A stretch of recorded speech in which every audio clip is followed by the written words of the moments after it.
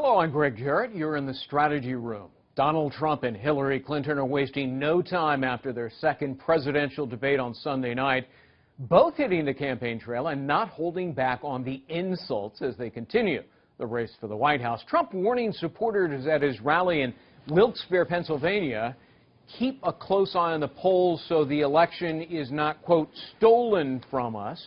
As Clinton headed to the battleground state of Ohio, she went after Trump by alleging he uses Chinese steel in his construction projects.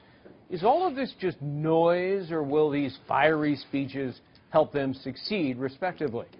Here now to weigh in, Democratic strategist David Mercer, Republican strategist Brad Blakeman. Welcome to you both. Thanks. David, when Trump, he said this before in the primaries, now he's saying it again as we approach the general election, system's rigged, and there may be fraud, you got to look out for it, it'll be stolen from us. Is that a sign of desperation because perhaps he realizes he's heading for defeat? Well, if he doesn't realize it, a lot of others do, including the Republican Speaker of the House, Paul Ryan, who said that he is not going to be campaigning with Donald Trump, has concern that if Hillary Clinton wins by 11 points or more in the general election come November, that puts the House Republican majority in real jeopardy. He's lost 51 endorsements, or those that were taken back since we saw that video. He's got 160 elected officials not supporting him. He's down in the polls, and what else is he to do in his mind other than to say it could be rigged? And all of this is due to Donald Trump, Donald Trump, Donald Trump, for what he said, what he stands for, which isn't much, right. And he's losing. So he wants to point the fingers, as he often does, to others rather than himself and making course correction. Brad, Trump's argument, and he stated this yesterday in Pennsylvania, is the system has to be rigged because there's no way I'm down in Pennsylvania. Well, we just double-checked, and yeah, he's down in Pennsylvania in every poll, and in fact, his poll average, Real Clear Politics poll average, he's down by 9 points. Again, that's an average. So how does he figure the polls are wrong? Because they're not wrong. And when the polls are up, they're not rigged. When the polls are down for him, they are. So, look, Donald Trump has already written his book. It's called Rigged, and he's going to throw everybody and his dog under the bus if he loses. And that's his strategy, because it can't be about him losing. It's got to be about the system denying him a win. And it's a defeatist attitude with weeks to go before the election when you're talking about a rigged election. He should be talking about winning, not losing. You know, David, the other thing Trump keeps saying is he's bringing up Bill Clinton's indiscretions a great many years ago.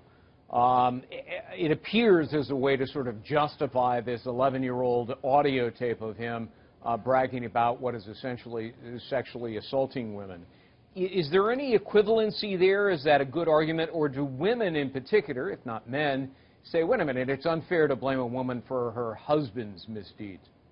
I think it's the latter, and I think everybody knows, because we saw it in the past two debates, it's only a matter of distracting from attention from the fact that he doesn't have ideas for making America great. In fact, doesn't even recognize the greatness that America is and what makes America great, and how we could come through in a recovery from nearly going over the financial cliff.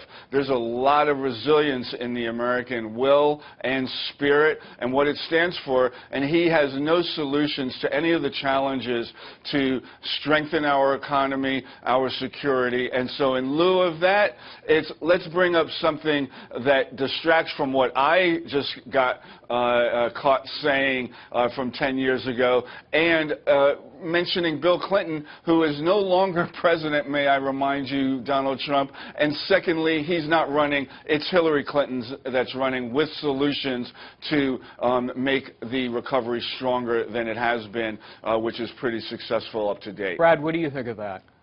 Look, I think if Donald Trump stuck to the issues, he wins. Hillary Clinton is an abstract disaster. Don't take my word for it. That's what Colin Powell said. Everything she touches turns to a disaster. She supported Obama in his economy, in his foreign policy. Every policy, she was joined at the hip with Barack Obama. He's been a disaster. She will be. It was a continuation of a third term. And if we lose it because of self-inflicted wounds. And the epitaph on his tombstone is going to be suicide press assisted. Yeah, I don't see where disaster gets associated with Obama with 14 million jobs created in the private sector, with, in fact, the middle class just getting a pay raise in their income going up to $2,800 annually. That's not disastrous. Oh, yeah. Compared to what we saw in the Bush administration, I might remind you, Brad. Incomes have gone down, and the real unemployment rate is about 15%. Incomes have gone up in 2015. And not only that, 3.5 million have come out of poverty as well. Brad, so things are on the move. 1 in 5 are on public assistance. 1 in 5 in America, and our inner cities are war zones. 3.5 million out of poverty Obama. That was caused by them having to deal with the financial cliff. Brad, go ahead. At the end of the day, Trump needs to stick to the issues. If he doesn't, he's not going to win. It's as simple as that. Your base alone will not get you to the White House. All right, two of the best, Brad Blakeman, David Mercer. Guys, thanks very much. Good to be with you. For complete coverage of the 2016 election, go to foxnews.com. I'm Greg Jarrett. Thanks for watching.